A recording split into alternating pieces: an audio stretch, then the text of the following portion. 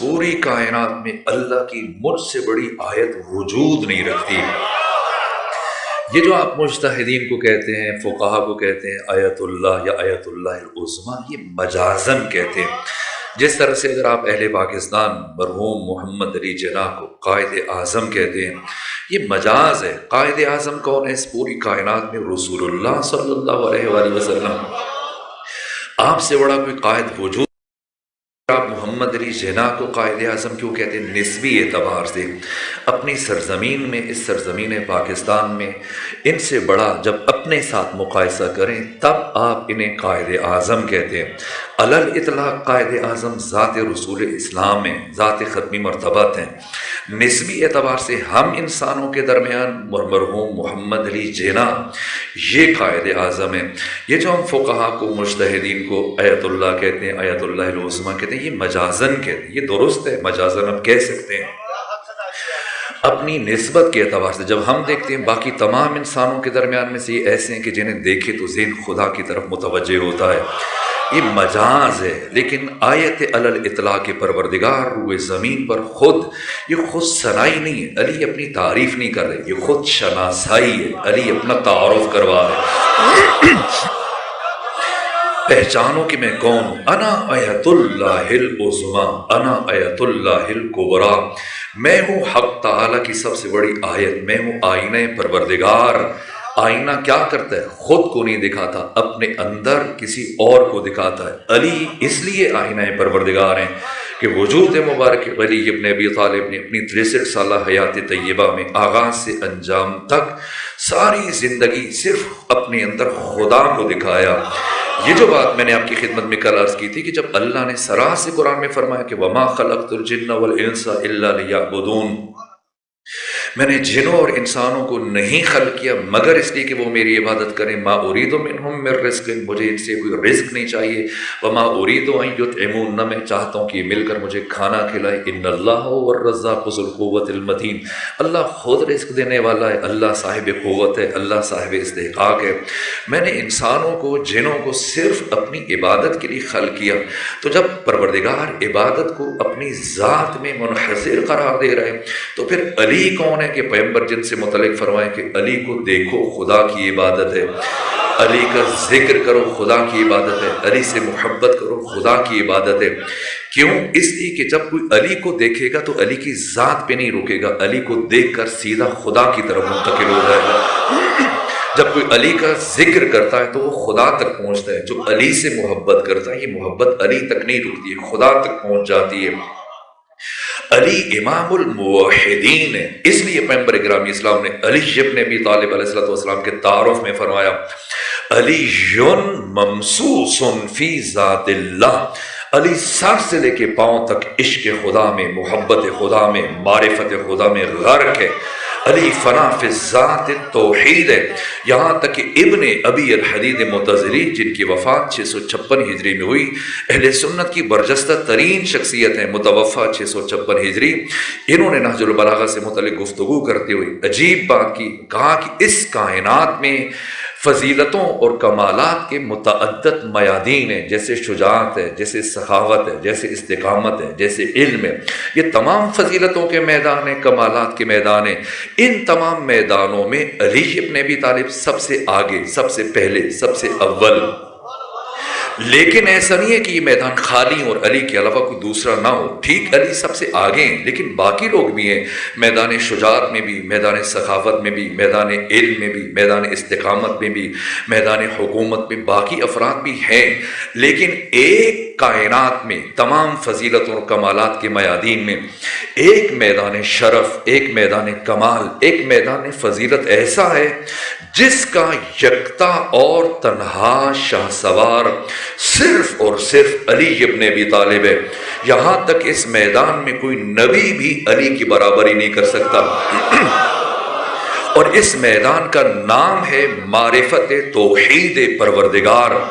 کہ اس میدان میں کوئی نبی بھی علی کے ہم پلہ نہیں ہے، کوئی نبی بھی علی کی برابری نہیں کر سکتا۔ پھر ابن ابی الحدیث معتزلی متوفی 656 ہجری یہ لکھا، علی اس درجہ فنا فی ذات توحید تھے کہ جب اپنے گھر سے نکلنے کا ارادہ کرتے، ہر روز گھر سے باہر آنا چاہتے، تو آپ کے عشاق، محب، چاہنے والے اصحاب، آپ کے شاگرد بہت دیر سے آپ کے گھر کے باہر گلی میں انتظار کر رہے ہوتے، سب مانتے کہ جب علی آئے تو ہم علی کے چہرے کی زیارت کا شرف حاصل کر سکیں۔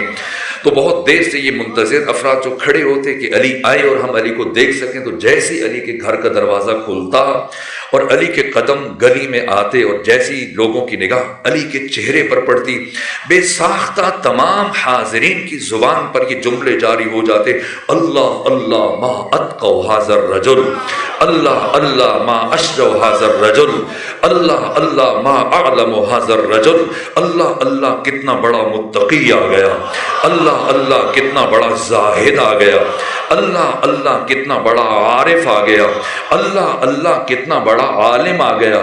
کہا وہ ذات جسے دیکھتے ہی لوگوں کی زبانوں پر نام خدا جاری ہو جائے، اس کائنات میں وجہ اللہ کہلانا صرف اسی علی کے شایان شان ہے۔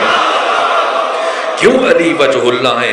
کیوں سورہ رحمان میں خدا فرما رہے کہ کل من علیہا فان، ہر چیز فنا ہو جائے گی لیکن وَيَبْقَى وَجْهُ رَبِّكَ ذُو الْجَلَالِ وَالْإِكْرَامِ۔ علی سرمدی ہے، علی لازوال ہے، علی آفاقی ہے، علی یونیورسل ہے، علی ہمگیر ہے، علی لازوال ہے، علی وہ آفتاب بے غروب کہ جس کو پھر فنا نہیں ہے، علی وہ ہستی، علی وہ رنگ الہی جس ہستی پر، یہ مطلب ہے والقمر اذا تلاہا۔ کیوں آپ کی خلافت کو منحصر کیا گیا؟ اس لیے تیسرے خطبے میں امیر المومنین نے ارشاد فرمایا کہ اما واللہ لقد تقمص ابن ابی قحافہ، اللہ کی قسم ابن ابی قحافہ عبداللہ بن عثمان بن عامر المعروف ابو بکر، انہوں نے خلافت کی قمیص کو زبردستی پہن لی ہے۔ تقمص، قمیص کو زبردستی پہننے کو کہا جاتا ہے تقمص۔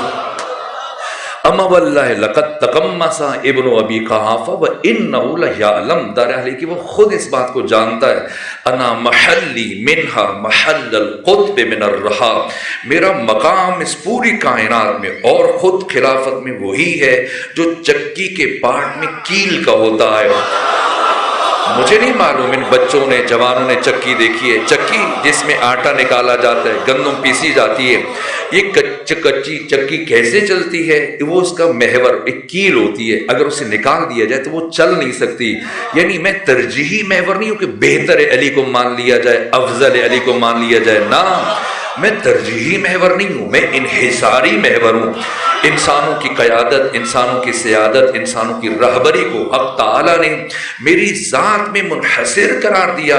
اسی لیے شہید محسن نقوی نے کہا اور بہت خوب کہا، اما واللہ لقد تقمص، اللہم صلی علی محمد وآل محمد، اما واللہ لقد تقمص ابن ابی قحافہ وانہ لیعلم انا محلی منہا محل القطب ولا یرقى الی الطیر، اور کسی کی معرفت کا پرندہ جتنا بلند پرواز ہو وہ مجھ تک کبھی پرواز نہیں کر سکتا، اس لیے کہ جہاں پر عقل انسانی کی انتہا ہوتی ہے وہاں سے علی کے فضائل شروع ہوتے ہیں۔ علی آئینہ پروردگار ہے، علی آیت پروردگار ہے۔ کیوں علی کے چہرے کی زیارت؟ مجھے کل بھی میں نے مرحوم افسر عباس زیدی کا ایک قطعہ عرض کیا اور ابھی آپ نے کہا تو ایک جس طرح سے سنا تو میرا جی چاہ رہا ہے کہ میں آگے بڑھنے، اگرچہ میری بہت سارے مراحل ہیں جنہیں طے کرنا چاہتا ہوں، رکنا نہیں چاہ رہا، لیکن بس ایک جملہ کہہ کے آگے بڑھ جاؤں۔ اور خود آپ کی سرزمین سے، خود اسی سرزمین لاہور سے ان کا تعلق ہے، مرحوم افسر عباس زیدی، تو اسی سے متعلق کیا خوبصورت قطعہ کہا کہ اگرچہ اس سے تجھے بغض ہے، کدورت ہے، مگر وہ دین کی سب سے بڑی ضرورت ہے۔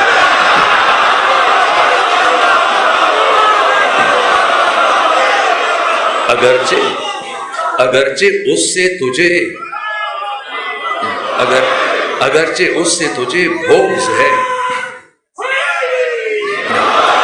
اگرچہ اس سے یا علی اگرچہ اس سے تجھے بغض ہے، کدورت ہے، تو خوبصورت تخیل دیا واقعاً علی کا چہرہ دیکھنا، جو پیغمبر نے فرمایا کیسے ترجمانی کیے، کیسے حدیث کا ترجمہ کیا، کہا اگرچہ اس سے تجھے بغض ہے، کدورت ہے مگر وہ دین کی سب سے بڑی ضرورت ہے اس کے رخ کی زیارت، عبادت خالق۔ خبر ہے کچھ کہ علی کتنا خوبصورت ہے؟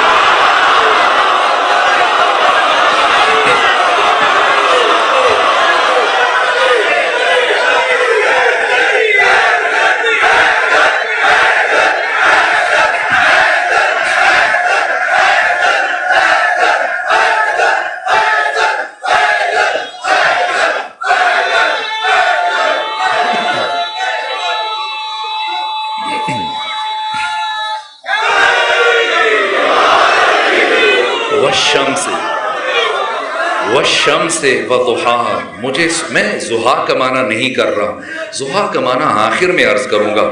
والشمس وضحاها، مجھے سورج کی قسم، والقمر اذا طلع، چاند کی قسم جب وہ بلا فاصلہ سورج کے ساتھ طلوع کرتا ہے۔ شمس سے مراد پیغمبر، تو اب مجھے یوں کہنے دیجئے کہ مجھے کمال مصطفیٰ کی قسم، اور اس کے بعد مجھے علی ابن ابی طالب کی خلافت بلا فصل کی قسم۔ لیکن خلافت کا سلسلہ ذات امیر المومنین میں منحصر نہیں ہے، اس لیے کہ اللہ نے علی کے بعد علی کے 11 بیٹوں کی قیادت، سیادت، ولایت، امامت، رہبری کا اعلان کیا، اور جس دن یہ سارے سورج ایک ساتھ طلوع ہوئے، اس دن کو پروردگار نے غدیر کا دن قرار دیا، اور پھر اس دن کی قسم اٹھائی، فرمایا والنہار اذا جلا، مجھے روز غدیر کی قسم جب نور ولایت پوری طرح سے متجلی ہو گیا۔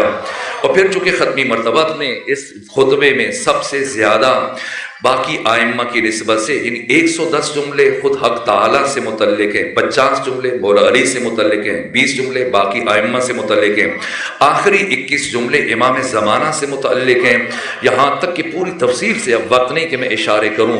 اور پھر امام زمانہ کی غیبت کو بیان کیا، اور یہاں اللہ قرآن میں غدیر کے واقعہ میں آخری مرحلے میں یوسف فاطمہ منجی عالم بشریت امام زمانہ کی غیبت کو بیان کر رہے، اور رات سے امام زمانہ کی غیبت کو رات سے تشبیہ دے رہا ہے۔ اس لیے صرف 11 میں سے ایک قسم کے ساتھ اللہ نے فعل مضارع استعمال کیا، مستقبل کی بات کی، واللیل اذا یغشاها، مجھے غیبت امام زمانہ کی قسم جب وہ غیبت کی تاریکی چھا جائے گی۔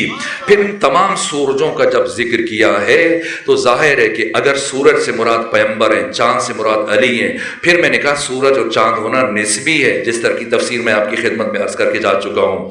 تو جب یہ 13 سورج، پہلے سورج پیغمبر ہیں، پھر علی ہیں، پھر امام زمانہ تک، جب سورج اور چاند سے مراد یہ 13 ذوات مقدسہ ہیں، تو پھر ظاہر ہے کہ یہ آسمان مراد نہیں ہے۔ یہ آسمان اس سورج کے لیے جسے آپ ہر روز دیکھتے ہیں، یہ آسمان اس سورج کے لیے، یہ اس چاند کے لیے جسے آپ ہر روز مشاہدہ کرتے ہیں۔ اگر سورج سے مراد ذات ختمی مرتبہ، چاند سے مراد ذات امیر المومنین ہے، پھر آسمان خود بدل جائے گا۔ وہ کون سا آسمان ہے کہ جس آسمان کے نیچے یہ سارے کے سارے سورج، یہ سارے کے سارے چاند ایک ساتھ یکجا ہوئے؟ اس آسمان سے مراد چادر فاطمہ زہرا سلام اللہ علیہا، یعنی پروردگار روز غدیر کی قسم اٹھانے کے بعد، غیبت امام زمانہ کی قسم اٹھانے کے بعد، چادر فاطمہ زہرا کی قسم اٹھا رہا ہے۔ یہ کیا شرف ہے، یہ کیا مقام ہے، چادر فاطمہ زہرا، جس کے نیچے جیسے یہ سارے سورج اور چاند اکٹھے ہوئے، یہ اعزاز ہے کہ پروردگار نے عالم عرش میں تمام فرشتوں سے اور فرشتوں کے علاوہ جتنی بھی آسمانی مخلوقات تھیں سب سے خطاب کیا، فرمایا یا ملائکتی و یا سکان سماواتی، اے میرے فرشتوں، اے آسمان پر رہنے والوں، سب سے خطاب کیا۔ اور جب اللہ نے کہا کہ میرے فرشتوں، تو فرشتے کیا کر رہے تھے؟ سب کے سب سجدے میں ہے، کوئی رکوع میں ہے، کوئی قیام میں ہے۔ ہر فرشتہ جیسا مولا متقیان نے فرمایا اپنی خلقت کے آغاز سے لے کر ہم مسلسل ایک لمحے کے وقفے کے بغیر حق تعالیٰ کی تسبیح میں، حمد میں، بندگی میں، راز و نیاز میں مصروف ہے۔ لیکن آخر کیا ہوا کہ اچانک پروردگار نے سب سے اپنا ذکر چھڑوایا، تسبیح چھڑوائی، ہم چھڑوائی، سب سے اپنی بندگی سجدہ رکوع چھڑوا کر کیا کہنا چاہ رہے پروردگار؟ یا ملائکتی و یا سکان سماواتی. ایک مرتبہ اب اگر جو رکوع کر رہا ہے وہ رکوع میں رہے اور پروردگار کی طرف توجہ نہ کرے تو ابلیس بن جائے گا، اس لیے کہ عبادت وہ ہوتی ہے جو پروردگار کی مشیت کے مطابق ہوتی ہے. ورنہ جب عزازیل نے ختمی مرتبہ سے کہا کہ ایک مرتبہ آپ اللہ کے نبی ہیں، امام الانبیاء ہیں، حق تعالیٰ کی بارگاہ میں میری سفارش کر دیں کہ خدا مجھے معاف کر دے، تو میں وعدہ کرتا ہوں اتنی عبادت کروں گا کہ اولین و آخرین میں سے کسی نے خدا کی اتنی عبادت نہیں کی ہوگی. جب ختمی مرتبہ نے ابلیس کی، عزازیل کی حق تعالیٰ کی بارگاہ میں سفارش کی تو پروردگار نے فرمایا میرے حبیب اگر آپ اس کی سفارش کر رہے ہیں تو پھر سے کہیے کہ جائے جا کر آدم کی قبر پر سجدہ کر دے، معاف کر دوں گا. یہ سننا تھا کہ ایک مرتبہ ابلیس نے کہا، عزازیل نے کہا، تعجب ہے، ہنسنے لگ گیا، نے کہا کہ جب تک زندہ تھا تب سجدہ نہیں کیا، اس کی قبر کو کیوں سجدہ کروں؟ تو خدا نے فرمایا میرے حبیب اس سے کہو عبادت وہ ہوتی ہے جو میری مرضی کے مطابق ہو. جہاں اپنی مرضی شامل ہو جائے پھر وہ عبادت نہیں رہتی ہے. تو پروردگار اپنی عبادت چھڑوا رہا ہے، لیکن اپنی عبادت، اپنا ذکر، اپنی تسبیح، سجدہ اور رکوع چھڑوا کر پروردگار کیا کہنا چاہ رہے ہیں، کس کا ذکر سنانا چاہ رہے ہیں؟ کیا شرف فاطمہ، کیا مقام فاطمہ ہے. فرمایا یا ملائکتی و یا سکان سماواتی انی ما خلقت سما آ رہی ہے.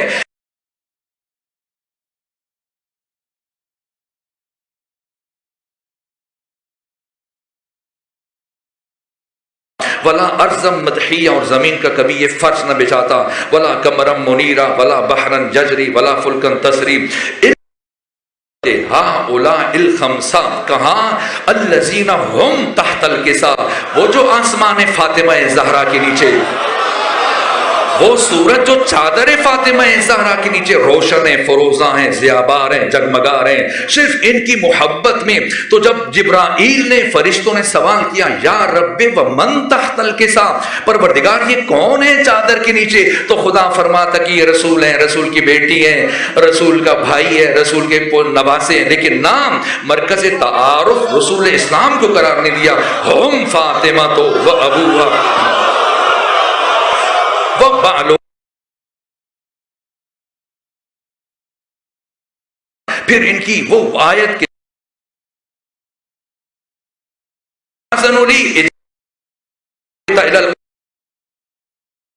ایک مرتبہ پروردگار نے کہا اجازت ہے، اور جبرائیل یہ آیت لے کر جب زمین پر آئے کہ میں آ جاؤں اور آپ کو وہ بتاؤں کہ جو عرش پر آپ سے متعلق گفتگو ہو رہی ہے، آپ کی عزت کا، آپ کی طہارت کا، آپ کی عصمت کا جو پروردگار نے اعلان کیا، تو میں کہوں گا جبرائیل اس سے پہلے قرآن مجید کی ہزاروں آیات لے کے آئے، تب تو کبھی اجازت نہیں مانگی، آج کیوں اجازت طلب کی جا رہی ہے؟ تو جبرائیل رسول کی وجہ سے اجازت نہیں مانگ رہا، جبرائیل بطول کی وجہ سے اجازت مانگ رہا.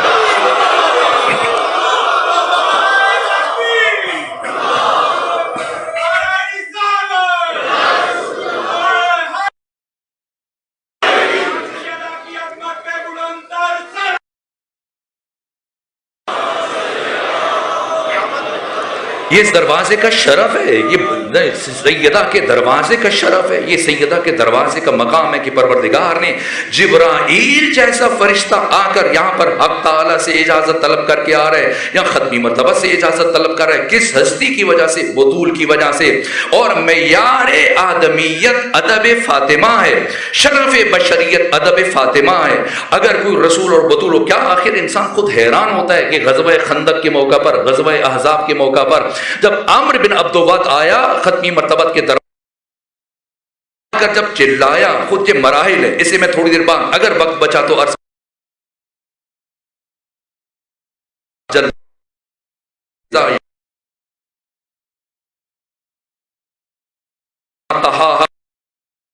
وہ زمین کی جو جسے مراد ہے وہ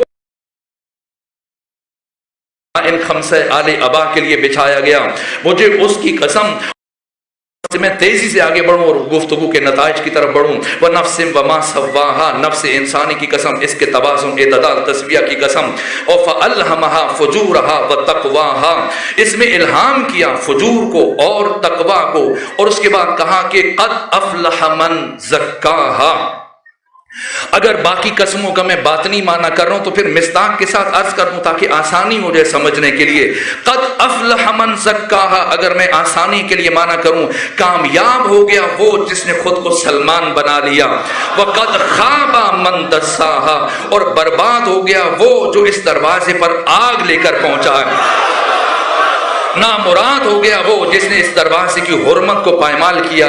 اس لیے کیسے برباد ہوا؟ قد خاب من دساہا، اس لیے کہ میں نے کہا ہم انسان پیدا نہیں ہوئے، ہم انسان بننے کے لیے پیدا ہوئے.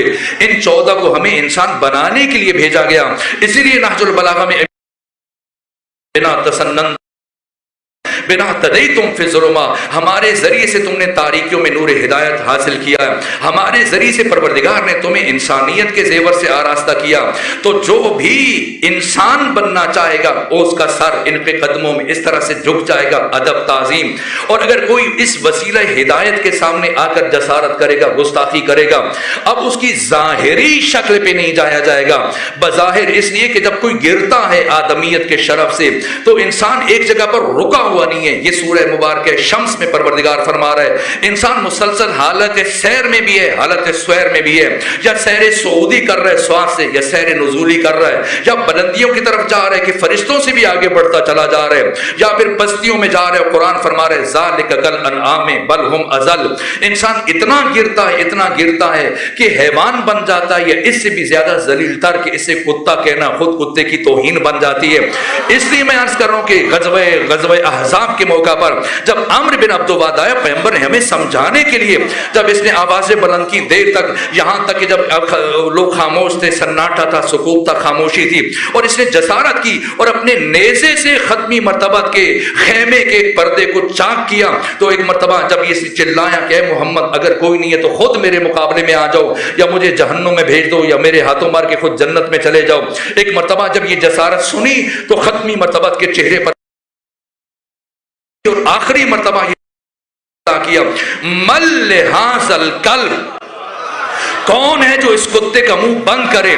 تو ختمی مرتبہ بس اوقات بعض افراد اپنے غلط کاموں کی توجیہ کے لیے، جیسا ایک صاحب کہا اکثر جو ہے گالیاں دیتے تھے، ایک مولانا صاحب تھے اب دنیا میں نہیں رہے، اور اینکر پرسن نے پوچھا بھئی اتنی گالیاں کیوں دیتے ہو؟ تو اس نے اپنے عمل کی توجیہ کے لیے عذر گناہ بدتر از گناہ کہ پیغمبر بھی تو گالیاں دیا کرتے تھے. کب کا جنگ احزاب میں عمرو بن عبد الواد کے لیے کہا نہ گالی نہیں ہے. نہ گالی کسے کہتے ہیں؟ گالی جب انسان مغلوب الغضب ہوتا ہے اور اپنی آتش غضب کی تسکین کے لیے، اپنی غصے کو ٹھنڈا کرنے کے لیے خلاف حقیقت اول فول باتیں زبان سے ادا کرتا ہے. وہ رسول کے وما ینطق عن الهوى ان هو الا وحی یوحى، جس کی زبان وحی کے بغیر حرکت نہیں کرتی ہے، نطق نہیں کرتی ہے. عجیب مراحل ہیں لیکن میں اس کو زیادہ کھول کر بیان نہیں کر پا رہا وقت کی کمی کے باعث. تو وہ ختمی مرتبہ کے جو خود عقل ہے، مجسم عقل سراپا، ممکن نہیں ہے کہ ختمی مرتبت کبھی مغلوب الغضب ہوں. حکیم امت اسلامی ختمی مرتبت اپنے عمل سے قیامت تک آنے والے انسانوں کو پیغام دے کے جا رہے ہیں کہ سمجھ لو اور پہچان لو کہ اگر کوئی شخص درجہ گر جائے کہ وہ امام الانبیاء سید الرسول ختمی مرتبت کے دروازے پر آ کر اپنی آواز بلند کرنا شروع کر دے اور اس دروازے کی حرمت کو پائمال کرنا شروع کر دے، تو اس کی ظاہری شکل پر نہ جانا، اس کی ظاہری شکل پر نہ جانا، اس کی انسانی شکل پر نہ جانا، اس کی انسانی کھال پر نہ جانا، اس کی جلد اور اس چمڑی پر نہ جانا.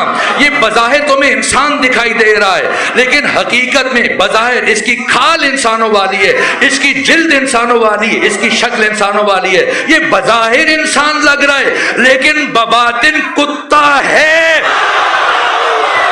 بباطن کتا ہے.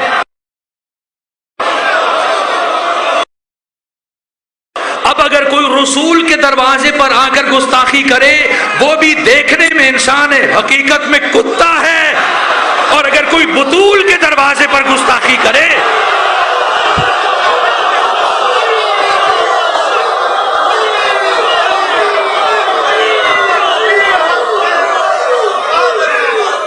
وہ بھی حقیقت میں کتا ہے. قد افلح من زکاہا وقد خاب من دساہا کذبت ثمود بتغواہا.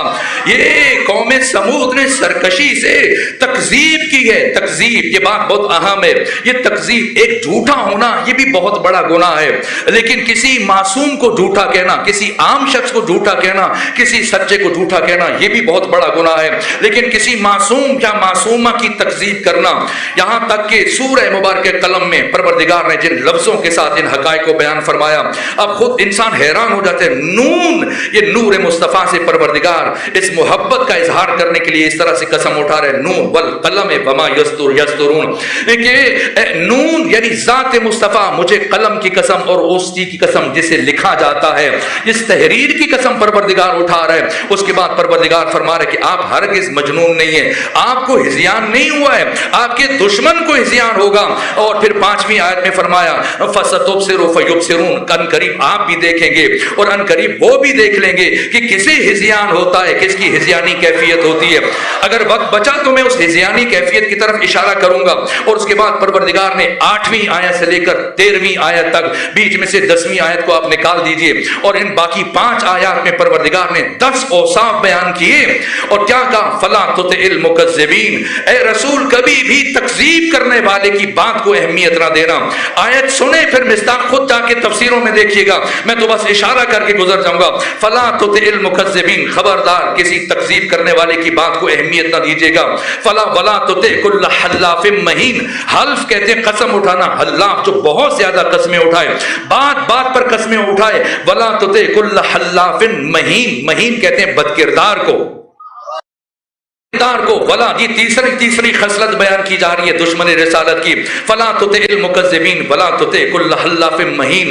حماس کہتے ہیں چغل خور، جو جو دوسرے کے عیب تلاش کرتا ہے. مشاء بنمیم، مشی کہتے ہیں چلنے کو، ماشی چلنے والا، جس طرح سے آپ 40 کے موقع پر مشی کرتے ہیں، مشی کے لیے جا رہے ہیں، اور جو چلتا ہے اسے کہتے ہیں ماشی. اور مشاء جو بہت زیادہ چلتا ہے، مشاء بنمیم جو چغل خوری کے لیے، لوگوں کے کینے دلوں میں نفرتیں پھیلانے کے لیے چلتا ہے. پر اے رسول اس کی بات کو اہمیت نہ دینا. فلا تطع المکذبین ولا تطع کل حلاف مہین حماز مشاء بنمیم مناع للخیر، جو خیر سے منع کرتا ہے. معتد اسیم، معتد کہتے ہیں تجاوز گر، جو اپنی حد سے بڑھ جاتا ہے، اپنی اوقات سے بڑھ جاتا ہے. اسیم جو گنہگار ہے. اتل بعد ذالک زنیم، اتل کہتے ہیں بدخصلت کو، بدخصال کو. اور زنیم کا معنی اگر جا کر دیکھیے قرآن مجید کی تفاسیر میں، لغت کی کتابوں میں، جس کے شجرہ نسب میں خرابی ہو، جس کے باپ کا نہ پتا ہو. یہ آیت بظاہر ولید بن مغیرہ سے متعلق، مفسرین نے لکھا ہے کہ یہ آیات ولید بن مغیرہ سے متعلق نازل ہوئی. جا کے پڑھیے تفسیر قمی کو، تفسیر نور الثقلین کو، باقی بڑی بڑی تفاسیر کو، معصومین علیہ السلام سے جو احادیث ہم تک پہنچی ہیں. ایک شخص جب گیا تلوار اٹھا کر ختمی مرتبت کو قتل کرنے کے ارادے سے، جیسی پہنچا تو ایک مرتبہ ختمی مرتبت کے چہرے پر جلال آیا، اور ختمی مرتبت نے آگے بڑھ کر اس شخص کی اس طرح سے ہتھیلی کی پشت کے اوپر زور سے اس طرح سے ہاتھ مارا کہ تلوار چھوٹ کر زمین پر گری، اور فرمایا کہ کیا تو انتظار کر رہے کہ تمہارے بارے میں بھی پروردگار وہی آیات نازل کرے جو ولید بن مغیرہ سے متعلق نازل ہو چکی ہیں؟ اگر ابھی بھی کسی کو سمجھ نہ آئی ہو تو پھر صرف آخری صف سے متعلق ولا تطع کل حلاف مہین حماز مشاء بنمیم مناع للخیر معتد اسیم اتل بعد ذلک زنیم. زنیم جس کا باپ معلوم نہ ہو. اگر کوئی جاننا چاہتا ہے سیدہ کی شہادت کے دور میں، شب میں، کہ کون ہے زنیم، تو جا کر بحر الانوار کی 29 نمبر جلد کا مطالعہ کیجیے گا. 10 سے زیادہ احادیث کو جمع کیا علامہ مجلسی نے معصومین سے، اور امام ششم نے فرمایا کہ کون ہے زنیم. فرمایا کہ جو میری دادی فاطمہ زہرا کا قاتل ہے، جو اس کا باپ ہے وہی اس کا نانا ہے، وہی اس کا ماموں ہے. یہ عجیب مراحل فکر ہیں. فلا تطع المکذبین، اس لیے پروردگار فرما رہے یہ کون ہے تکذیب کرنے والا، جب ختمی مرتبت قلم و دوات مانگ رہے ہیں اور زبان سے کہہ رہے اتنی بڑی گستاخی جس کا میں معنی نہیں کر سکتا کہ ان الرجل لیہجر. اور ختمی مرتبت کی شان میں پروردگار نے سورہ قلم میں کیسے توصیف فرمائی. شرمندہ ہوں، وقت ختم ہو رہا ہے، بس چند ایک مراحل میں چاہتا ہوں کہ فلک سے متعلق چند باتیں ہو جائیں. جہاں تک کہ پروردگار نے فرمایا وقد خاب من دسا کذبت ثمود بتغواہا اذ انبعث اشقاہا، جو ان میں سب سے زیادہ شقی تھا، سب سے زیادہ بدبخت تھا، وہ بھڑکایا ہوا اٹھا، اذن باس اشقا فقال لهم رسول اللہ ناقۃ اللہ وسقیاها فکذبوه فعقروها۔ میرے عزیزو، اے کاش کے وقت ہوتا اور میں کچھ مراحل آپ کے سامنے بیان کر سکتا۔ خود غدیر کے دن جب ان 12 کی امامت کا قیادت کا اعلان ہوا تو سب سے آخر میں ایک شخص پہنچا پیغمبر گرامی اسلام کے پاس اور جا کر کہنے لگا کہ یا رسول اللہ، ابھی جب علی اور علی کے بیٹوں کی ولایت کا اعلان کر رہے تھے تو ایک بڑا خوبصورت چہرے والا جوان وہ میرے قریب آیا اور میرے کان میں اس نے آ کر یہ کہا کہ آج کے دن پیغمبر گرامی اسلام نے ایک ایسی گرہ باندھی ہے کہ سوائے انتہائی منافق آدمی کے کوئی اس گرہ کو نہیں کھول پائے گا۔ تو ختمی مرتبت نے فرمایا، یہ دیکھ لیجئے بڑی بڑی تفاسیر میں لکھا کہ ایک مرتبہ ختمی مرتبت نے فرمایا کہ وہ کوئی انسان نہیں تھا، وہ جبریل تھے اور تمہارے پاس اس لیے آئے تاکہ تمہیں متوجہ کرے کہ کہیں تم ہی اس گرہ کو کھولنے کے لیے نہ بیٹھ جانا۔ یہ غدیر کے بعد کیا ہوا ہے، حتیٰ غزوہ تبوک کے بعد ختمی مرتبت کی شہادت کا منصوبہ بنایا گیا۔ غزوہ تبوک کے حالات وقت نہیں، کسی اور موقع پر میں بالتفصیل آپ کی خدمت میں عرض کروں گا۔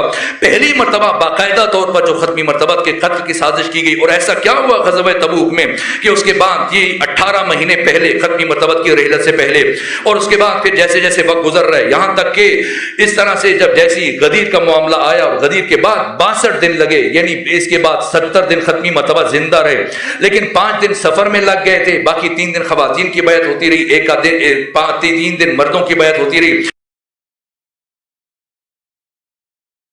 ختمی مرتبہ آخری 4 دنوں میں کیا ہوا، یہ واقعات، یہ مراحل بہت اہم تھے۔ میں بہت شرمندہ ہوں، کوشش کے باوجود چیزیں رک سکا، لیکن یہ اہم ہے، یہ موضوع بیان ہو جائے تاکہ ہم خطبہ سیدہ نے جا کر گفتگو کی ہے دربار میں، وہ وقت ہوا تو میں چند باتیں اس سے متعلق بھی عرض کروں گا۔ لیکن ان 4 دنوں میں کیا ہوا ہے، جمعرات کے دن، اس کے بعد جمعہ کے دن، اس کے بعد ہفتے کے دن، اس کے بعد اتوار کے دن، 4 دنوں میں ختمی مرتبت نے 4 کام انجام دیے۔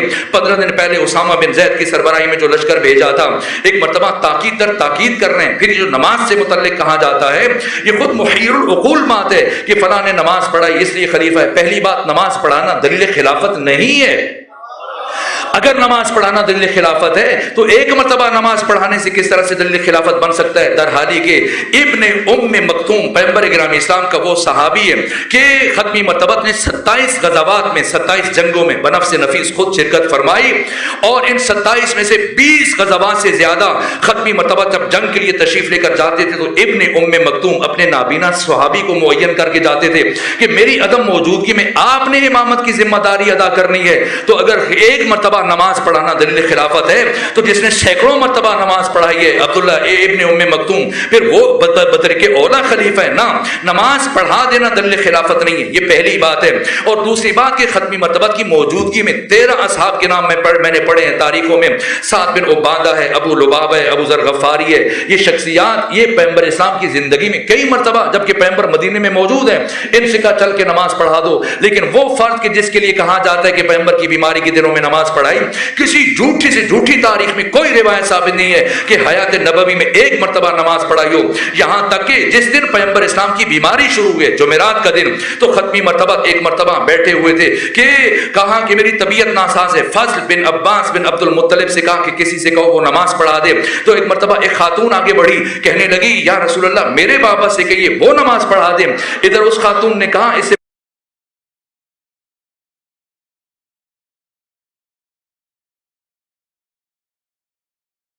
پوچھا کیا یہ دو نہیں گئے؟ بتایا گیا کہ نہیں، وہ آپ کی بیماری کی وجہ سے نہیں جا سکے۔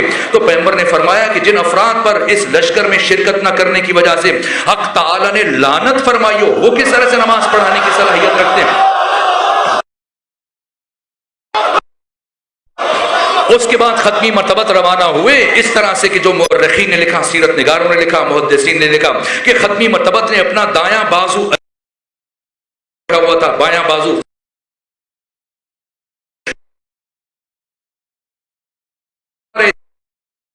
اس حالت میں کہ ختمی مرتبت کے پاؤں زمین پر خط کھینچ رہے تھے، اور ایک شخص جو تکبیر الاحرام کہنے والا تھا اور محراب کہ ختمی مرتبہ نے کندھے سے پکڑ کے پیچھے ہٹایا.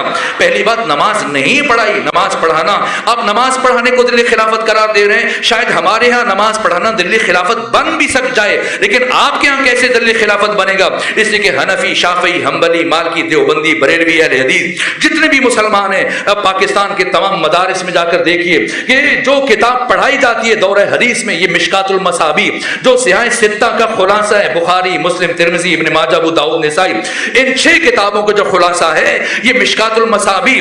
اس مشکات المصابیح کے صفحہ نمبر 100 پر ابو ہریرہ سے پیغمبر کرام اسلام کی حدیث نقل کی گئی کہ الصلاۃ واجبۃ خلف کل مسلم برن کانا او فاسقا, اور اس کے بعد کہا ان عمل الکبائر کہ نماز پڑھنا ہر مسلمان پر واجب ہے, کسی چاہے پڑھانے والا نیک ہے چاہے پڑھانے والا فاسق ہے. یہاں تک وہ ان عمل الکبائر چاہے وہ گناہ کبیرہ کا ارتکاب کرتا ہو. آپ کے یہاں تو نماز پڑھانے سے عدالت ثابت نہیں ہوتی, آپ خلافت کو کہاں سے ثابت کرنے کی کوشش کر رہے ہیں؟ جب نماز پڑھانے سے عدالت ثابت نہیں کر پا رہے. ہمارے ہاں البتہ بہت مشکل ہے نماز پڑھانے کے لیے, امامت کے لیے شرائط ہیں, لیکن آپ کے ہاں تو یہ ابو ہریرہ سے حدیث نقل ہے. ہر مدرسے میں یہ کتاب پڑھائی جاتی ہے مشکات المصابیح کے صفحہ نمبر 100 پر کہ الصلاۃ واجبۃ خلف کل مسلم برن کانا او فاسقا وان عمل الکبائر. یہ ایک جانب دیکھیے, اور اس کے علاوہ بہت سارے مراحل, بہت سارے پہلو ہیں. 4 کام کیے ختمی مرتبہ نے, یہاں تک کہ پھر یہ سارے مراحل, اور پھر اپنی شہادت سے آخری دن ختمی مرتبہ نے بیماری کے عالم میں اٹھے, چلتے ہوئے آئے اور آ کر کہا کہ فلاں فلاں شخص کو بلاؤ, انصار میں سے بلاؤ, مہاجرین میں سے بلاؤ. سب کو بلایا, اور بلانے کے بعد علی اور بطول کے دروازے پر لے جا کر سب کو روک کر فرمانے لگے کہ اے میرے صحابہ, یاد رکھنا اس گھر میں علی رہتے ہیں, اس گھر میں فاطمہ رہتی ہیں, اس گھر میں حسن رہتے ہیں, اس گھر میں حسین رہتے ہیں. علی راز خدا, فاطمہ راز خدا, حسن راز خدا, حسین راز خدا. اور جس گھر میں اللہ کے یہ راز رہتے ہیں یہ گھر حجاب خدا, خبردار حجاب خدا کی حرمت کو شکستہ نہ کرنا. لیکن اس کے بعد امام موسیٰ کاظم نے یہ روایت بیان کرتے ہوئے فرمایا اللہ کی قسم حجاب خدا کی حرمت کو شکستہ کیا گیا. اور جو کام ختمی مرتبہ نے انجام دیے, بس میرے عزیزو وقت ختم ہوا. چند جملے فدق سے متعلق, چونکہ فدق کو سمجھنا ناگزیر ہے, تاکہ سیدہ کے خطبے کے 2 سے 3 جملے میں آپ کی خدمت میں عرض کر سکوں. یہ فدق کب دیا گیا, ختمی مرتبہ کی ملکیت میں کب آیا ہے, یہاں تک کہ جنگ خیبر, بس 2 سے 3 جملے آپ کی زحمتوں کو تمام کروں, ایسی کیفیت نہیں کہ میں زیادہ بیان کر سکوں. جنگ خیبر کے بعد فدق کے جو یہودی تھے, فدق خیبر سے زیادہ سرسبز و شاداب مقام تھا, اور یہاں پر بہت زیادہ آمدنی کے ذخائر تھے, کریا تھا, وسیع باغات پر مشتمل تھا. اور اس جگہ کو فدق بن حام, ہائے حدی نہ ہائے حوض, فدق بن حام نے اس جگہ کو آباد کیا تھا, اسی کے نام سے اس جگہ کا نام فدق پڑ گیا. اور پھر طویل عرصے تک یہاں پر بہت ہی قیمتی زرخیز باغات تھے, اس کے بیچ میں قلعہ بھی بنا ہوا تھا. جب یہودیوں نے خیبر کے یہودیوں کی درکت بنتے دیکھا تو گھبرا گئے, ڈر گئے, اور انہوں نے ہدیتاً ختمی مرتبہ کو پیش کیا کہ سورہ مبارکہ حشر کی آیت نمبر 6 میں پروردگار نے بیان فرمایا کہ اس سرزمین کو حاصل کرنے کے لیے نہ تو مسلمانوں نے گھوڑے دوڑائے, نہ مسلمانوں نے اونٹ دوڑائے, تو یہ ختمی مرتبہ کی ملک خاص ہے جو انہوں نے ڈر اور خوف کی وجہ سے ختمی مرتبہ کو ہدیتاً پیش کی. اور جیسے ہی ختمی مرتبہ کی تحویل میں فدق آیا تو ختمی مرتبہ کے یہ قرآن میں اللہ نے آیت اتاری کہ وَآتِ ذَا الْقُرْبَىٰ حَقَّهُ, تو اتمام حجت کے لیے جب جبرائیل یہ آیت لے کے آئے وَآتِ ذَا الْقُرْبَىٰ حَقَّهُ, ذل پوچھا کہ اے جبرائیل ذل قربا سے مراد کیا ہے؟ کہا آپ کی بیٹی فاطمہ زہرا ہے.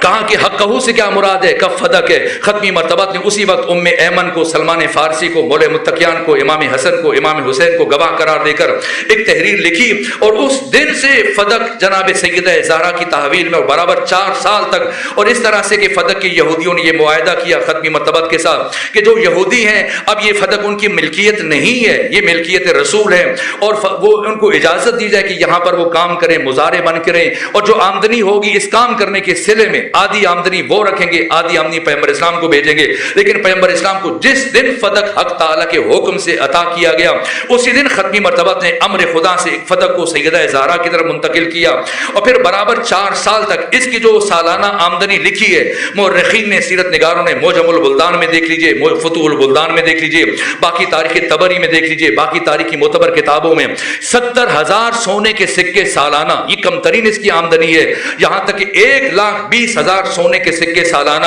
یہ اس کی سالانہ آمدنی ہے۔ یہ پیغمبر اسلام نے فدق کیوں دیا جناب سیدہ کو؟ در حالی کہ جب سیدہ زہرا سلام اللہ علیہ چکی پیس رہی تھی اور آپ کے ہاتھوں پر چھالے تھے اور آپ بخار کے عالم میں چکی پیس رہی تھی، تو مولا متقیان آگے بڑھے کہ سیدہ ہم میں سے کسی سے کہیے وہ چکی پیس دے، تو جواباً فرمایا کہ اے علی میں اس لیے چکی پیس رہی ہوں تاکہ اولیاء خدا کی خدمت اپنے ہاتھوں سے انجام دے سکوں۔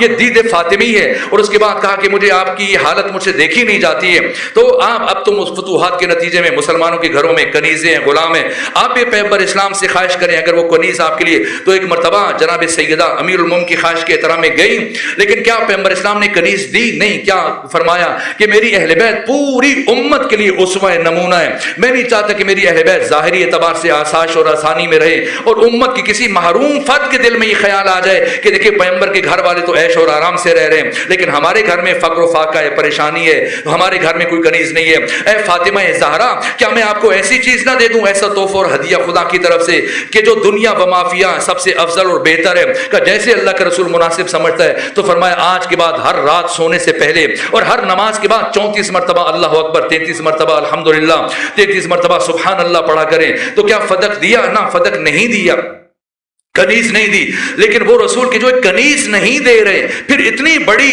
جائیداد کی جس کی سالانہ آمدنی 70,000 سے لے کر 1,20,000 سونے کے سکوں پر مشتمل ہے، تو اتنی بڑی آمدنی کا ذخیرہ کیوں دے دیا؟ تو پیغمبر گرامی اسلام کا فلسفہ کیا ہے، حکمت کیا ہے؟ تو کوئی بھی حکومت، بس میں اجمالاً عرض کروں تاکہ بچوں کے ذہنوں میں سوال نہ رہے، کوئی بھی حکومت دو طرح سے، دو چیزوں کے ذریعے سے چل سکتی ہے۔ ایک افراد کے ذریعے سے، افرادی قوت ہونی چاہیے، دوسرا حکومت کے لیے معیشت چاہیے، اقتصاد چاہیے، اکانومی چاہیے، پیسہ چاہیے، خزانہ چاہیے۔ افرادی قوت کے حصول کے لیے حق تعالیٰ کے امر سے ختمی مرتبت نے میدان خم غدیر میں علی کے بیٹوں کی ولایت کا اعلان کیا، اور پھر غدیر اور باقی جو اعلانات کیے گئے اس میں جو انفرادیت ہے وہ یہ کہ غدیر کے دن ختمی مرتبت نے صرف اعلان نہیں کیا ہے، برابر 3 دن مردوں سے بیعت کروائی گئی ہے اور پھر اس کے بعد خواتین سے بیعت کروائی گئی ہے، اس کی تفصیلات بجائے خود موجود ہیں۔ پھر جتنے بھی انبیاء کی میراث تھی میدان خم غدیر میں ختمی مرتبت نے علی ابن ابی طالب کو منتقل کی، اور ایسا نہیں جیسے آپ کے امام بارگاہوں میں تصویریں لگائی جاتی ہیں کہ پیغمبر نے علی کا بازو بلند کر کے اس طرح سے دکھایا کہ من کنت مولا فہذا علی مولا۔ نہ، میں نے اس ضمن میں جتنی بھی روایات دیکھی ہیں، جتنے بھی واقعات دیکھے ہیں، سب میں یہ لکھا گیا کہ پیغمبر نے علی کا ہاتھ بلند نہیں کیا، بلکہ پیغمبر خطبہ دیتے ہوئے اس مرحلے پر پہنچے کہ خود پیچھے ہٹے اور علی کو اپنے سامنے کھڑا کیا، اس طرح سے کہ اب لوگوں کو علی نظر آ رہے تھے، نبی نظر نہیں آ رہے تھے۔ یہ عملی اعلان ہے، اور اس کے بعد علی کو اٹھا کر 4 مرتبہ کا من کنت مولا فہذا علی مولا، اور پھر یہ مراحل، اس کے بعد پھر اپنا امامہ، شاید یہ تفصیلات میں کسی موقع پر عرض کر کے جا چکا ہوں۔ یہ غدیر کی انفرادیتیں، ایک چیز افرادی قوت ہے حکم لیے، دوسری چیز خزانہ ہے، اس لیے فدق دیا ہے۔ آپ دیکھ سکتے ہیں کہ 4 سال فدق اہل بیت کے تصرف میں رہا، لیکن فدق کی ایک کھجور بھی ان 4 سالوں میں نہ امام حسن نہ امام حسین اس گھر میں کسی فرد نے استعمال نہیں کی ہے۔ جس طرح سے ساری آمدنی آتی تھی باہر سے مفلوق الحال تو ہی دست تو ہی دامن غریب افراد میں تقسیم کر دی جاتی تھی۔ یہ حکمت تھی، یہ فلسفہ تھا، اور حزب حاکم کو بھی فدق کی اس اقتصادی پوزیشن کا اندازہ تھا۔ میں شرمندہ ہوں، وقت ختم ہو رہا ہے، لیکن جلدی سے 2 سے 3 باتیں اور عرض کر دوں۔ اس لیے ختمی مرتبہ نے فدق کیوں دیا یہ ایک بات، لیکن حزب حاکم نے کیوں چھینا؟ حزب حاکم کو ایسی کیا مجبوری تھی؟ مورخین نے تجزیہ پیش کیا کہ اتنا بڑا رسک تھا کہ حزب حاکم کی حکومت جا سکتی تھی، لیکن اس کے باوجود اس نے فدق پر ہاتھ اس لیے صاف کیا کہ جتنا بیت المال تھا بنو امیہ کو ساتھ ملانے کے لیے سردار بنو امیہ ابو سفیان کو دے دیا۔ اب حکومت کیسے کرے، لوگوں کو وظیفہ کیسے دے؟ جو جنگ جاری کی ہوئی ہے مالک بن نویرہ باقی قبائل کے ساتھ، اسے کیسے جاری رکھے؟ اس لیے مجبور ہو کر پھر فدق پر ہاتھ صاف کیا۔ لیکن سیدہ کیوں گئی ہیں مطالبے کے لیے؟ وہ بیوی جو مالک جنت ہے، مالک کوثر ہے، مالک کائنات ہے، وہ چند درختوں کے لیے جتنی بھی آمدنی ہو، لیکن سیدہ کیوں گئی ہیں؟ تو فدق صرف ایک ذریعہ ہے، فدق ایک ہتھیار ہے۔ حزب حاکم نے ایک ہی چہرے سے نقاب اتارنے کے لیے سیدہ نے وہ انداز اختیار کیا، اس لیے کہ حزب حاکم بہت خوش تھے، مطمئن تھے کہ جتنے بھی ممکنہ خطرات تھے سب کے ساتھ ہم نے نمٹ لیا ہے، انصار کو بھی خاموش کر لیا، بنو امیہ کو بھی ساتھ ملا لیا، اور علی اور اصحاب علی بنو ہاشم بھی اب مقابلے میں نہیں کھڑے ہوں گے۔ وہ مطمئن تھے، خوش تھے، لیکن ایک ان کے وہم و گمان میں بھی نہیں تھا کہ ایک ایسی آواز بلند ہو سکتی ہے جس سے قیامت تک کے لیے کبھی خاموش نہیں کروایا جا سکے گا۔ اور اب سیدہ اٹھی ہیں، یہاں تک کہ سیدہ زہرا حکیمہ امت اسلامیہ گرامی، اسی طرح سے معلمہ سیاست دینی فاطمہ زہرا، کیا انداز اختیار کیا ہے، راستے کا انتخاب خود کیا ہے، افراد کا چناؤ خود کیا، کنہیں لے کے جانا ہے کنہیں چھوڑ کے جانا ہے، یہاں تک کہ باقی لفظوں کا انتخاب. شہید باقر صدر نے کہا کہ فاطمہ زہرا بہت بڑے لشکر کے ہمراہ چلی. کون سا لشکر تھا؟ جن لفظوں کا انتخاب کیا، ہر لفظ سیدہ زہرا کی فوج کا مستقل سپاہی تھا. اتنا بلیغ خطبہ تھا، اتنا جامع خطبہ تھا، اتنا آفاقی خطبہ تھا کہ حزب حاکم بار بار کوشش کر رہا تھا کسی طرح سے کلام فاطمہ کو روکنے میں کامیاب ہو جائے، لیکن اتنی بلاغت تھی، اتنی فصاحت تھی، اتنا روب تھا، اتنا دبدبا تھا، اتنی ہیبت تھی، اتنا جلال تھا سیدہ کے لہجے میں، اور اتنے الفاظ کی وہ شان و شوکت تھی کہ ایک مرتبہ خود تمام حاضرین جو پہلے چے میں گویاں کر رہے تھے ایک دوسرے کی طرف دیکھ کر ہنس رہے تھے، لیکن جیسے جیسے سیدہ کا خطبہ بڑھ رہا تھا لوگ ایک دوسرے کے چہروں کی طرف حیرت سے دیکھ رہے تھے. یہ کیا انداز اختیار کیا جناب سیدہ نے، کہاں سے بات شروع کی ہے، 17 مراحل ہے. بی بی نے جہان بینی سے آغاز کیا ہے اور حزب حاکم کو سمجھایا کہ جہان بان کو جہان بین ہونا چاہیے. اگر جہان بان جو حکومت کے لیے خود کو آمادہ کر رہے وہ جہان بین نہ ہو تو وہ جہان خار بن جائے گا، درندہ بن جائے گا. اسے تو لوگوں کے لیے منجی ہونا چاہیے، لوگوں کے لیے مشکل کشا ہونا چاہیے، لیکن وہ خود لوگوں کے حقوق کو غصب کرنا شروع کر دے گا. تو جو معصومین کے حقوق کو غصب کرے وہ دوسروں کو کیسے ان کے حقوق دلا سکتا ہے؟ اس مرحلے پر سیدہ لے کے آئی اور حزب حاکم کو جناب سیدہ نے اس دوراہے پر لے جا کے کھڑا کیا، اس دوراہے پر لے جا کے کھڑا کیا گفتگو کرتے کرتے کہ یا تو وہ جناب سیدہ زہرا کو سچا کہے اور حکومت سے ہاتھ اٹھا لے، یا پھر سیدہ زہرا کو جھوٹا کہے اور پھر خلافت سے اس طرح سے جنت سے ہاتھ اٹھا لے. دو راہے پہ لے جا کے کھڑا کیا اور سیدہ نے پھر 3 مراحل میں پہلے تو اپنے قبضے سے متعلق گفتگو کی ہے کہ تم مدعی ہو، میں مدعی نہیں ہوں. جب میرے تصرف میں ہے، میرے قبضے میں ہے اور تم دعویٰ کر رہے ہو تو مجھ سے گواہ طلب کرنے کے بجائے تمہارا حق ہے کہ تم گواہ لے کے آؤ، اس لیے کہ جو ملزم ہے. اور پھر سیدہ جو دوسری بات فرمائی کہ ملزم کو یہ حق نہیں پہنچتا کہ وہ جج بن جائے، وہ جسٹس بن جائے، وہ فیصلہ کرے، تو میرے اور اپنے درمیان کسی اور کو حکم قرار دو، وہ فیصلہ کرے، مدعی تم ہو. اور دوسرے مرحلے میں جیسے ہی جب جناب سیدہ نے اپنے تصرف کا بیان کیا تو اس نے جب نفی کی تو جناب سیدہ نے وہ تحریر پیش کی، ہبہ کی. اور اموال ایک اگر افراد کے ذریعے سپاہیوں کے ذریعے سے قبضہ ہو کسی مقام پر تو اس کا حکم الگ ہے، اس کو آپ بیت المال کہیں گے، لیکن اگر جنگ کے بغیر کوئی زمین مسلمانوں کے تصرف میں آئے تو وہ مال فی یا مال انفال جو خالصتاً اس حکمران کا حق ہوتا ہے، ختمی مرتبت کا حق ہوتا ہے، اس میں کسی بھی مسلمان کا حق نہیں. اس پر اجماع ہے. میں نے حیران ہو کر بڑے بڑے اہل سنت کے بڑے بڑے مفسرین کو دیکھا، علامہ جلال الدین سیوطی، جناب آلوسی، بڑی بڑی شخصیات، سب نے لکھا ہے بالاتفاق کہ یہ مل کے خاص ہے پیغمبر اسلام کی اور اس میں کسی مسلمان کا کوئی ذرہ برابر حق نہیں ہے. اور ختمی مرتبت نے سیدہ کو یہ پیش کیا ہے. تو اب حزب حاکم کے پاس کیا کرے، کس طرح سے ایک مرتبہ جیسی ہبہ کی بات کی اب تحریر کو پھاڑا کہ نہیں، اس کے مقابلے میں حدیث پیش کی اور کہا کہ نحن معاشر الانبیاء لا نورثو، کہا میں نے پیغمبر کی زبان سے سنا ہے کہ ہم انبیاء کے گروہ کسی کو اپنا وارث قرار نہیں دیتے، ہم جو بھی چھوڑتے ہیں صدقہ ہوتا ہے. جیسے یہ کہا تو حاکم کو حدیث گھڑتے ہوئے ایسی غلطی ہوئی کہ خود ہی اس میں اس طرح سے الجھ کر رہ گیا. اگر یہ کہتا کہ ختمی مرتبہ سے میں نے سنا کہ میں کوئی ورثہ چھوڑ کر نہیں جا رہا تو شاید اس کی بات بن جاتی، لیکن جب اس نے کہا نحن معاشر الانبیاء، ہم گروہ انبیاء کسی کو اپنا وارث قرار نہیں دیتے، تو سیدہ نے فرمایا کہ پہلے مرحلے میں تو میں وراثت کی بات نہیں کر رہی، میں تو ہبہ کی بات کر رہی ہوں. ختمی مرتبہ نے مجھے ہبہ کیا، اور اگر تم وراثت کہہ رہے ہو اور ہبہ ہونے کا انکار کرتے ہو تب بھی کس دلیل کی بنیاد پر تم میری وراثت کا انکار کرتے ہو، در حالی کہ تم انبیاء سے متعلق یہ جھوٹی حدیث کھڑ رہے ہو. در حالی کہ سیدہ نے وراثت کی جتنی بھی آیات تھی انبیاء سے متعلق، جناب داؤد سے متعلق، جناب سلیمان سے متعلق، باقی انبیاء سے متعلق ایک ایک کر کے سب کو تلاوت کیا کہ باقی انبیاء کی اولادوں کو تو ان کی وراثت ملے لیکن پیغمبر اسلام کی اولاد کو ان کی وراثت نہ ملے. اگر وراثت نہیں ملے گی تو صرف 2 وجوہات کی بنا پر، یا تو اولاد کافر ہو جائے یا اولاد باپ کی قاتل ہو. تو کیا تم مجھے کافر سمجھتے ہو کہ مجھے میرے باپ کی وراثت سے محروم کر رہے ہو؟ اس دوراہے پہ کھڑا کیا کہ حزب حاکم کے پاس کوئی راستہ نہیں بچ رہا تھا جہاں سے جاتا. پہلے جب پیغمبر کچھ لکھنا چاہ رہے تھے تو کہا کہ ہمارے لیے قرآن کافی ہے. اب آپ کہتے ہیں کہ پیغمبر تو لکھنا پڑھنا نہیں جانتے تھے. اگر پیغمبر اسلام لکھنا پڑھنا نہیں جانتے تھے تو جب قلم دوات مانگ رہے تھے تو دے دیتے، اس لیے کہ تو لکھنا پڑھنا ہی نہیں جانتے. لیکن نہ، قلم دوات نہیں دے رہے. کیا نعوذ باللہ، ختمی مرتبہ تلوار مانگ رہے تھے، پتھر مانگ رہے تھے. اگر آپ کہہ رہے ہو کہ نعوذ باللہ، جیسے تم کہہ رہے ہو مان لیں کہ ختمی مرتبہ کو ہذیان ہوا تو ٹھیک ہے قلم دوات دے دو. اگر پیغمبر نے قلم دوات اٹھا کے تمہارے سر پہ بھی دے مارا تو پھر کیا ہو جائے گا؟ کیا تمہاری موت ہو جائے گی؟ لیکن نہ، وہاں پر بچنے کے لیے کہ پیغمبر اسلام کی تحریر نہ لکھے، اس لیے کہا حسبنا کتاب اللہ۔ اگر کتاب کافی ہے تو پھر دربار میں جب جناب سیدہ قرآن مجید کی آیات کی تلاوت کر رہی ہیں تو قرآن کی آیات کے جواب میں پھر قرآن کی آیت پیش کرے۔ لیکن جب کوئی سیدہ نے اس طرح سے حاکم کے تمام راستے مسدود کیے اور بچنے کا جب کوئی راستہ نہ چھوڑا، تو اب قرآن کی آیات کے مقابلے میں جب حاکم کو، حزب حاکم کو کوئی آیت سمجھ نہیں آئی کہ پیش کرے، تو پھر وہ ایسی حدیث کھڑی کہ پوری دنیا اسلام میں جس کا واحد راوی وہ خود تھا، اور جیسی حدیث بیان کی تو سیدہ نے گواہ پیش کیے، تحریر پیش کی۔ تو ایک مرتبہ خود اس نے گواہ مانگے تو سیدہ نے گواہ پیش کیے کہ کون ہے اس تحریر کا گواہ؟ تو جیسی اس نے گواہ طلب کی، سیدہ نے پھر دوسرا جو جملہ ارشاد فرمایا، کہا کہ اگر تم واقعاً سچے ہو اور تمہارے عقیدے کے مطابق جیسے کہ تم کہہ رہے کہ پیغمبر سے تم نے سنا ہے، یہ پیغمبر کی حدیث ہے کہ ہم انبیاء کے کوئی وارث نہیں ہوتا، تو اگر پیغمبر فرما کے گئے ہیں تو پھر کے برابر میں کسی گواہ جبکہ ختمی مرتبت کی نص قائم ہو جائے تو پھر گواہ کی کوئی حیثیت نہیں رہتی۔ خود تمہارا مجھ سے گواہ طلب کرنا دلیل ہے کہ تو نے جھوٹی حدیث گھڑی ہے۔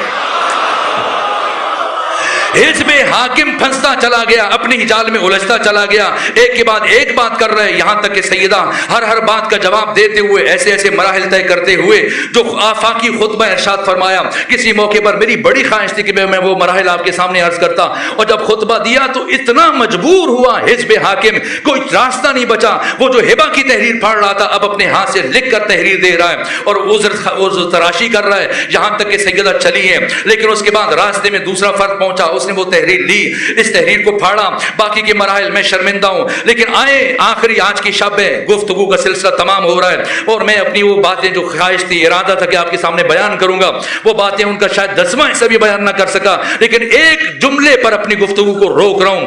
آج جب سیدہ کی تابوت کی برآمدگی ہے اور آج آپ سب کے سب تمام معصومین کو پیغمبر سے لے کر امام زمانہ تک سب کو پرسہ پیش کرنے کے لیے آئے ہیں، آئیں شکریہ ادا کریں محسنہ اسلام جناب سیدہ زہرا سلام اللہ علیہ کا، جس نے توحید خدا کو بچایا ہے۔ آج میں وقت نہیں بچا کہ میں والضحیٰ کا بتاؤں کہ اللہ نے پیغمبر اسلام اور باقی 12 ائمہ کی ان ولادت اور رسالت کے درمیان اللہ نے اس قسم کو کیوں رکھا ہے والضحیٰ سے مراد خود نور فاطمہ زہرا جو کافی کی حدیث ہے۔ بس مختصراً ایک جملہ عرض کروں، جو امام صادق فرماتے کہ اللہ نے اس کائنات میں 3 نور اتارے، ایک نور وقت طلوع ظاہر ہوتا ہے، ایک نور وقت غروب ظاہر ہوتا ہے، ایک نور وقت ظہر ظاہر ہوتا ہے۔ وہ نور جو وقت طلوع ظاہر ہوتا ہے یہ نور سفید ہے، وہ نور جو نور غروب کے سے پہلے ظاہر ہوتا ہے یہ نور سرخ ہے، اور وہ نور جو وقت ظہر ظاہر ہوتا ہے یہ نور زرد ہے، وہ نور جو وقت طلوع ظاہر ہوتا ہے نور سفید جو نور نبوت اور رسالت ہے، وہ نور جو وقت غروب ظاہر ہوتا ہے نور سرخ یہ نور امامت و ولایت ہے، اور وہ نور کے جو وقت ظہر ظاہر ہوتا ہے نور زرد یہ نور عصمت و طہارت ہے، اور یہ نور خاص ہے میری دادی فاطمہ زہرا سلام اللہ علیہ کے ساتھ۔ اور اللہ نے اس نور کو نور نبوت اور رسالت اور نور امامت و ولایت کے درمیان اس لیے رکھا ہے کہ اگر اس نور کو درمیان سے نکال دیا جائے تو نہ نبوت بچتی ہے نہ رسالت بچتی ہے۔ یہ فاطمہ جنہوں نے نبوت کو بچایا، رسالت کو بچایا، امامت کو بچایا، توحید کو بچایا، اسلام کو بچایا، 1,24,000 انبیاء کی محنتوں کو بچایا۔ آج کی شب میں بس آخری جملہ عرض کر کے آپ کی زحمتوں کو تمام کر رہا ہوں، بی بی کا خطبہ بجائے خود، بی بی کا جہاد بجائے خود، ان 95 دنوں میں بی بی نے جو اقدام کیے وہ بجائے خود، لیکن اگر بی بی کی سیرت کے کوئی بھی پہلو ہمارے سامنے نہ ہو، ایک ایسا مرحلہ ہے جسے میں آج آخری مجلس میں عرض کر کے زحمتوں کو تمام کر رہا ہوں کہ سیدہ نے قیامت تک آنے والے انسانوں کو سوچنے پر مجبور کر دیا، یہاں تک کہ سیدہ قدیسہ سلام اللہ علیہا وہ شخصیت کے اہل سنت کے بڑے بڑے علماء، یہاں تک کہ صاحب تفسیر کبیر امام فخر الدین رازی جن کی وفات 606 ہجری میں ہوئی، جب عصمت سے متعلق گفتگو کر رہے تو کہا کہ عصمت کلیہ متواتی نہیں، کلیہ مشکک ہے، کلیہ متواتی جس کے مصادیق میں وحدت پائی جائے، کلیہ مشکک جس کے مصادیق میں فرق پایا جائے، یہ بات بہت اہم ہے۔ جس طرح سے مثلا روشنیاں، یہ روشنی کلیہ مشکک ہے، اس لیے کہ کم ہے دوسری زیادہ ہے، جس طرح بعض افراد نے کپڑے پہنے ہوئے سفید ہیں، ان کی سفیدی کم ہے، ان کی سفیدی کچھ زیادہ ہے، ان کی سفیدی اور زیادہ ہے، جہاں شدت و ذوف پایا جائے، جہاں درجات ہوں یہ کلیہ مشکک ہے، اور جہاں پر درجات نہ ہوں یکتائی ہو وہ کلیہ متواتی، جیسے یہ پنکھے ہیں، جیسے یہ پنکھا ہے دوسرا तीसरा भी उतना ही पंखा है, पंखा होने में सब बराबरी की मंजिल पर हैं। तो कहा कि इस्मत कुल्लिये मुशक्किक है। क्या मतलब? अगर हम बच्चों को मासूम याद करवाएं कि मासूम अंबिया मासूम है, आइम्मा मासूम है, तो उलमाए अहले तसन्नुन ने ये बात की है कि मासूम होने का मतलब ये नहीं कि सारे के सारे बराबर हैं, ना, बल्कि अंबिया की इस्मत और है, मासूमीन की इस्मत और है, आदम की इस्मत और है, नूह की इस्मत और है, इब्राहिम की इस्मत और है, फातिमा ज़हरा की इस्मत और है। उलमाए अहले तसन्नुन ने ये गुफ्तगू की कि अंबिया की इस्मत में तज़ब्ज़ुब व तशकीक की गुंजाइश है, लेकिन इस्मत फातिमा ज़हरा हर तरह के तज़ब्ज़ुब व तशकीक और शक व रैब से मावरा बालातर है। उनकी इस्मत में तर्क औला की गुंजाइश है, इस्मत फातिमा ज़हरा में तर्क औला की भी गुंजाइश नहीं है। अगर ये बात पहुंच चुकी है तो फिर मुझे बताएं, अगर जो बच्चों को आप याद करवाते हैं 14 मासूम, अगर आपका बच्चा पलट के पूछे कि बाबा ये जो आप मुझे 14 मासूमीन के नाम याद करवा रहे हैं, ये तो बताएं मासूम किसे कहते हैं, तो बच्चे को समझाने के लिए आप क्या कहते हैं कि मासूम कौन होता है? मासूम जो जिंदगी में कोई गुनाह ना करे। बस ये मैं आखिरी बात कर रहा हूं, मेरे सीने में सकत नहीं, मेरी टूटी फूटी बातों को खुद जोड़ लीजिएगा अगर कोई नतीजा पहुंच सके, लेकिन ये आखिरी जुमला याद रखिएगा और बस इससे आगे गुफ्तगू नहीं बढ़ेगी। अगर पूछे बच्चा कि मासूम किसे कहते हैं, तो आप बताते कि मासूम वो जो कोई गुनाह ना करे। तो अगर बच्चा पूछ ले कि ये गुनाह क्या होता है, तो आप बताएं कि अल्लाह ने जिन चीजों को वाजिब करार दिया है उनमें से किसी को तर्क न करे, जिन चीजों को हराम करार दिया है उनमें से किसी का इर्तिकाब न करे। अगर कोई शख्स मासूम है और जिंदगी में एक वाजिब को छोड़ दे, मासूम रहेगा? मासूम नहीं रहेगा। एक हराम का इर्तिकाब करे, मासूम रहेगा? नहीं रहेगा। मसलन जिंदगी में एक घूंट शराब पी ले, बेशक तौबा कर ले, लेकिन क्या मासूम रहेगा? नहीं। एक नमाज छोड़ दे, बाकी सारी जिंदगी इबादत में गुजारे और कोई गलती ना करे, मासूम नहीं रहेगा। ये सादा तरीन तारीफ है इस्मत की। मेरे बच्चों, मेरे अजीजों, मेरे जवानों, आज सैयदा के ताबूत को उठाने से पहले देखना कि फातिमा ज़हरा ने किस तरह से इंसान की हिदायत का किस किस मरहले में किस किस अंदाज से एहतमाम किया है। मासूम जो गुनाह ना करे, गुनाह क्या है? तर्क वाजिब और इसी तरह से हराम का इर्तिकाब। अगर ये बात पहुंची हो तो आप मुझे बताएं कि सलाम करना इसकी शरई हैसियत क्या है? फिकी एतबार से दूसरे को जो आप सलाम करते हैं ये मुस्तहब है, जवाब देना वाजिब है। अगरचे पैगंबर की हदीस है कि सलाम करने वाले को 29 नेकियां मिलेगी और जवाब देने वाले को सिर्फ 1 नेकी मिलेगी, लेकिन सलाम करना मुस्तहब है, जवाब देना वाजिब है। और अगर कोई वाजिब को छोड़ दे ये हराम है, गुनाह है। और अब अगर आप नमाज पढ़ रहे हैं और नमाज के दौरान कोई आपको सलाम करे, आप जवाब देंगे या नहीं देंगे? नमाज में भी सलाम का जवाब देना वाजिब है। कैसे देंगे? अगर उसने कहा अस्सलामु अलैकुम, आप कहिए अस्सलामु अलैकुम। अगर कहे कि अलैकुम अस्सलाम, आप कहें अलैकुम अस्सलाम। अगर कहे कि सलामुन अलैक, आप कहें सलामुन अलैक। ये इजाजत नहीं कि आगे से कहना शुरू कर दें वालेकुम अस्सलाम व रहमतुल्लाहि व बरकातुहू। जिन लफ्जों के साथ सलाम करे, दीन कहते कि उन्हीं लफ्जों के साथ पलटा दें। अगर आप नमाज पढ़ रहे हैं, नमाज के दौरान कोई आप पर सलाम करे, तब भी सलाम का जवाब देना वाजिब है। अब आप मुझे बताएं, जो आपने मासूम की तारीफ की कि मासूम कौन होता है? जो जिंदगी में कोई गुनाह ना करे। गुनाह क्या है? हराम का इर्तिकाब या वाजिब का तर्क। तो सलाम करना सुन्नत है, जवाब देना वाजिब है। तर्क वाजिब खिलाफ इस्मत है। अगर कोई मासूम जिंदगी में एक मर्तबा किसी वाजिब को छोड़ दे, वो मासूम नहीं रहता। ए सैयदा, आपके अंदाज़े हिदायत पर मेरी जान कुर्बान हो जाए।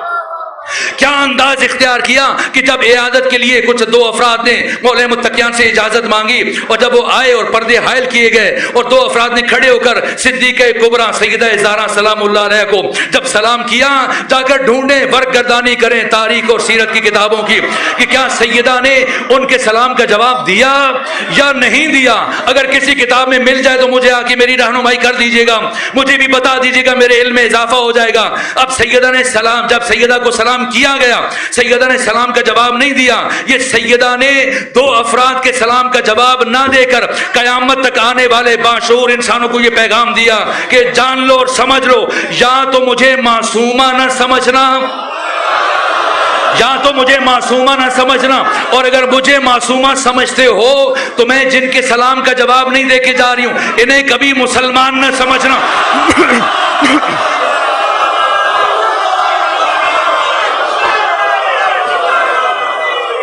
इसलिए कि दीन में सिर्फ मुसलमान के सलाम का जवाब देना वाजिब होता है। सैयदा आपके अंदाज़े हिदायत पर कुर्बान। इसलिए हिज़्ब हाकिम ने यह समझ लिया कि ये बीबी जिस तरह से ज़हन बशर को, अक्ल बशर की हिदायत कर रही है, अगर ये बीबी कुछ दिन मजीद जिंदा रही तो हमें इस मसनद पर कोई नहीं बैठने देगा। मैं कल आपकी खिदमत में अर्ज कर रहा था, रिवायत आधी रह गई थी, यहाँ तक कि 50 अफराद हाथों में लकड़ियां उठाए। कौन कौन है? मुगीरा बिन शाबा है, यहाँ तक कि मुआज़ बिन जबल की सैयदा जब गई تو دروازے پر گئی لیکن نصرت نہیں کی ہے. لیکن جب آگ جلانے کی باری آئی تو معاذ بن جبل بھی موجود ہے, مغیرہ بن شعبہ بھی موجود ہے, خالد بن ولید بھی موجود ہے. یہ مسلسل افراد 50 افراد چنیدہ افراد جب یہ آ گئے, دوسری جانب سے 750 افراد قبیلے بنو اسلم کے. اور میں نے کل آپ کی خدمت میں عرض کیا تھا ان 50 میں سے 11 افراد جب علی کے بیت الشرف میں داخل ہوئے, وہ گھر جس گھر کی حرمت کا پروردگار نے آسمانوں پر اعلان کیا تھا, جہاں کوئی فرشتہ کبھی اجازت کے بغیر نہیں آیا, ایک مرتبہ دروازہ توڑ کر دروازے کو جلا کر سیدہ زہرا سلام اللہ علیہا کے جسد مطہر کو رونگتے ہوئے 11 افراد داخل ہوئے. میں کل آپ کی خدمت میں عرض کر رہا تھا 11 میں سے ایک شخص نے جب مولا متقیان کے گلوئے اطہر میں رسی ڈالنا چاہی, سیدہ زہرا محافظہ ولایت ٹوٹی ہوئی پسلیوں کے ساتھ جب بچہ شہید ہو چکا ہے علی کا دفاع کیا اور کہا میری زندگی میں تو کبھی علی تک نہیں پہنچ پائے گا. میں نے کل وہ قیامت کا مرحلہ آپ کے سامنے عرض کیا تھا. ایک مرتبہ اس شخص نے کہا نبی زادی درمیان سے ہٹ جائیے ورنہ ایسا ظلم کروں گا آپ ہٹنے پر مجبور ہو جائیں گی. فرمایا قیامت تک نہیں ہٹوں گی. ایک مرتبہ اس شخص نے دایاں ہاتھ فضا میں اٹھایا, ایک ایسا تماچا نبی زادی کے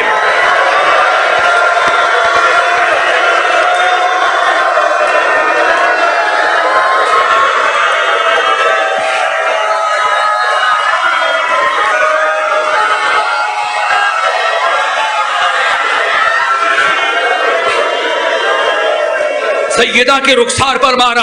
میں نے پڑھا ہے الہجوم علی بیت فاطمہ, سیدہ زہرا کے داہنے رخسار سے خون جاری ہوا, بندے ٹوٹے, ایک مرتبہ نبی زادی زمین پر گری.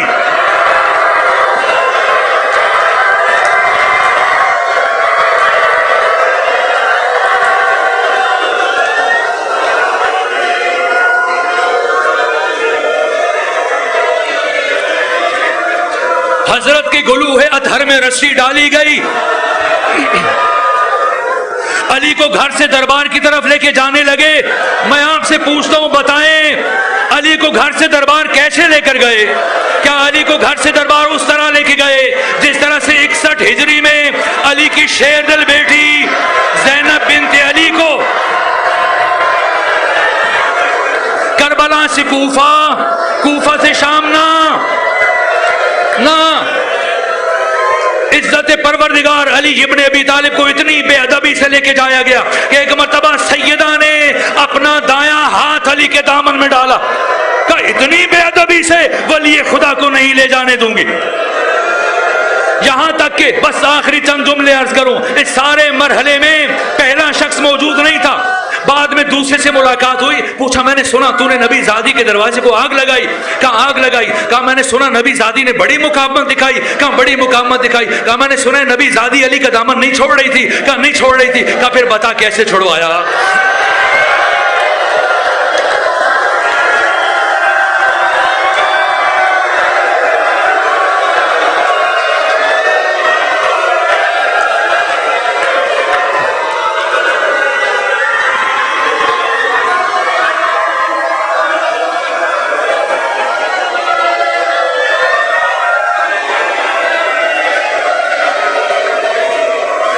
بتا کیسے چھڑوایا؟ کہ ہم نے علی کے گلے میں رسی ڈالی, علی کو کھینچنا شروع کیا. فاطمہ زہرا نے اپنا ہاتھ علی کے دامن میں ڈالا. ہم نے سوچا خاتون ہے, زخمی ہے, کمزور ہے, اگر علی کو زور سے کھینچیں گے فاطمہ کا ہاتھ چھوٹ جائے گا. لیکن نہ, فاطمہ زہرا نے اتنی مضبوطی سے علی کے دامن کو پکڑ رکھا تھا, جیسے جیسے علی کو کھینچ رہے تھے نبی زادی علی کے ساتھ کھینچتی چلی جا رہی تھی.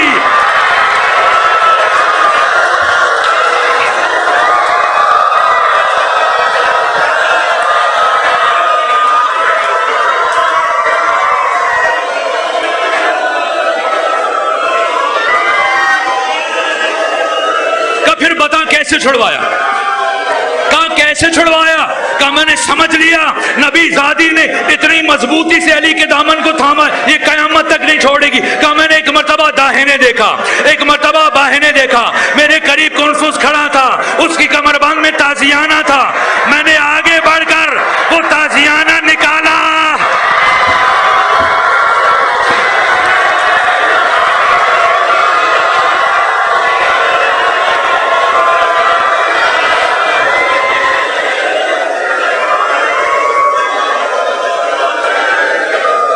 वो ताजियाना निकाला और फिजा में लहराने के बाद इस जोर से नबी ज़ादी के हाथों पर मारा,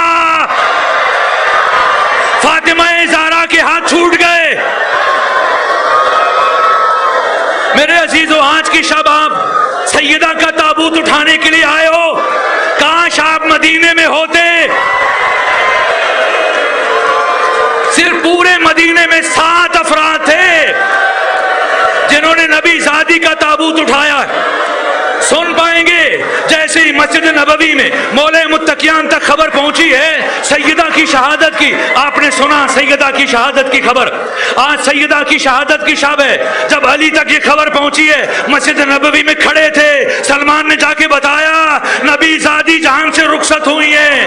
फसक़त अला वजहिही, अली इब्न अबी तालिब मुंह के बल जमीन पर गिरे।